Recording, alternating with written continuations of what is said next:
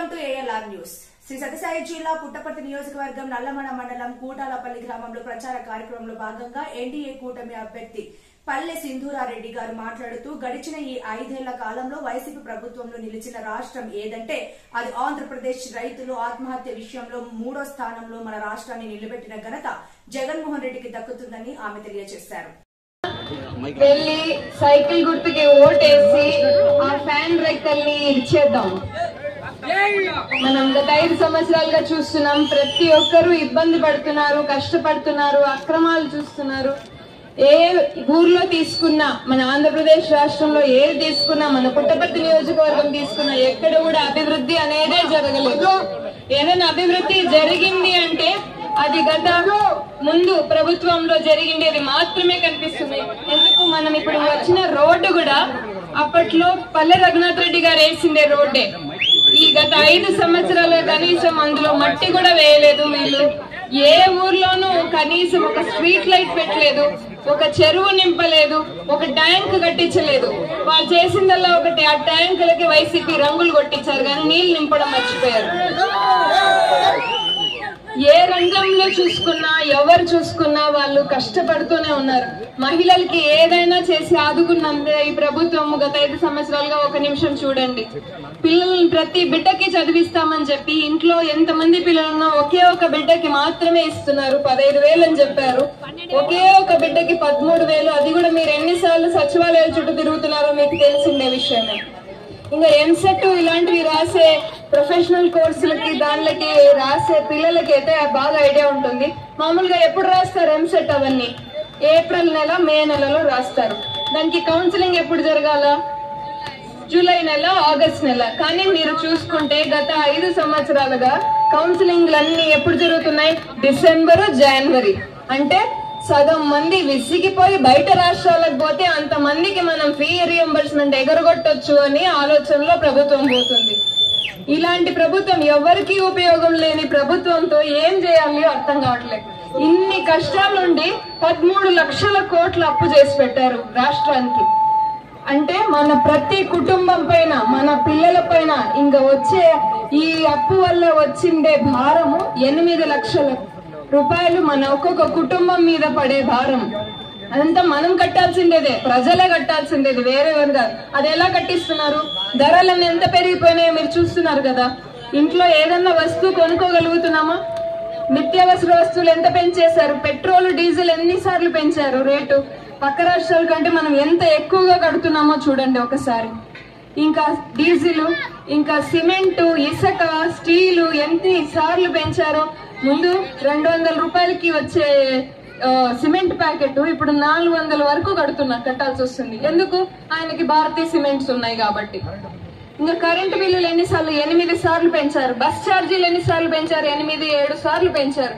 మామూలుగా సామాన్యమైన మనిషి మంచిగా ఒక రోజు గడిసేకే కష్టపడే పరిస్థితికి తీసుకొచ్చారు.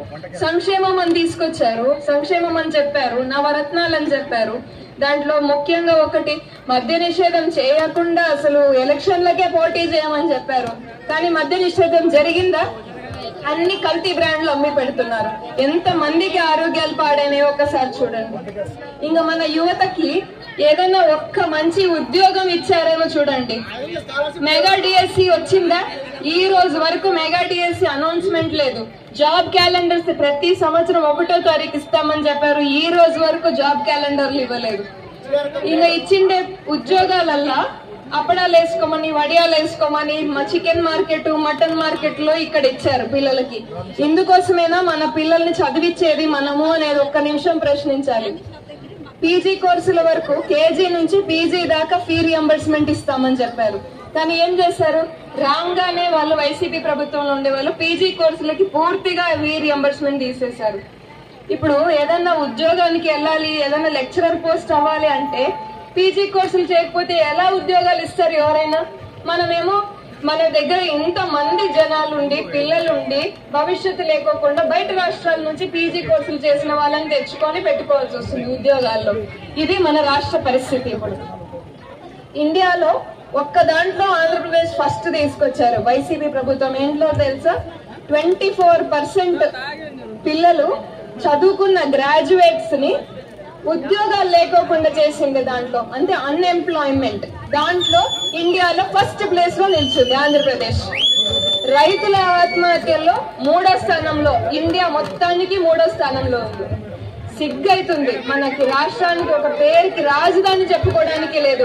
పిల్లలు నేర్చుకుంటారు స్కూళ్ళలో రాజధాని ఇది అని ఒక్కొక్క రాష్ట్రానికి, మన ఆంధ్రప్రదేశ్ రాష్ట్రానికి మాత్రం చెప్పుకోవడానికి ఒక రాజధాని లేదు. అలాంటి దుస్థితికి దిగజారు చేశారు. ఇంకా టిడ్కో ఇండ్లు ఎన్ని కట్టించారు చంద్రబాబు నాయుడు గారు. ఈ పుట్టపర్తిలోనే తీసుకోండి, 1023 టిడ్కో ఇండ్లు లాస్ట్ ఫైనల్ స్టేజెస్ లో ఉంది. అది ఇవ్వుకోకుండా దానిని పాడు చేసేసి దానిని పక్కన పెట్టేసి ఏమి జగనన్న ఇల్లు అని చెప్పి అవి కూడా ఎవరికి సరిగ్గా పంచలేదు. ఎవరైనా ప్రభుత్వము జనాలందరి కోసం పనిచేయాలి, నా కార్యకర్త నీ కార్యకర్త అనేది ఇది చూపించకూడదు. అది ఓన్లీ ఎలక్షన్ల వరకు మాత్రమే కదా అది ఉండేది. ఓటేసే దాంట్లో ప్రజలు చూస్తారు కానీ దీంట్లో కాదు కదా. అసలు ఏ రకమైన వైసీపీలో ఉండే వాళ్ళే వచ్చి కండువాలు ఇవాళ టీడీపీలోకి వచ్చి కప్పించుకుంటున్నారంటే వాళ్ళు ఎంత విసిగిపోయారో అలాంటి ప్రభుత్వంలో. ఒక నిమిషం ఆలోచించారు. సర్పంచులు అందులో పెద్ద పెద్ద పోస్ట్ లో ఉండే వాళ్ళు కూడా వచ్చి మన దగ్గరికి చేరుతున్నారు అంటే దాంట్లో ఒక రకమైన అభివృద్ధి లేదు. కనీసం మా ఊర్లో ఒక స్ట్రీట్ లైట్ వేసుకోలేకపోయాము అని చెప్పిన సర్పంచులు ఎంతో మంది వచ్చి ఇవాళ టీడీపీలోకి జాయిన్ అవుతున్నారంటే మన కుటుంబంలోకి వచ్చారు. వాళ్ళని తప్పకుండా ఆదరించండి. మనతో పాటు కలిసి అడిగేయడానికి మన భవిష్యత్తు ఇంత వెనకబడిపోయిన మన రాష్ట్రాన్ని ముందుకు అడుగేసి మనం ముందుకు తీసుకెళ్లాలి. మన పిల్లల మీద అప్పు వల్ల పడే భారాన్ని తీసేయాలి. ఇంకా ల్యాండ్ టైటిలింగ్ యాక్ట్ ఉంది ఒకటి, అంటే ఈ అప్పు నుంచి బయటపడాలి కదా. ఎలా? ఏదన్నా డబ్బులు కావాలి మనకు అప్పు నుంచి బయటపడాలంటే. ఏం చేద్దాం అనుకుంటున్నారు వైసీపీ వాళ్ళంటే మన స్థలాల పత్రాలన్నీ పీకేసుకొని దాంట్లో జగనన్న ఫోటో పెట్టేసి వాళ్ళు అప్పుకు తీర్చుకుంటారు. అంటే మన పత్రాలు మన దగ్గర ఉండదు. ఇలాంటి పథకాలన్నీ ఉంటే మన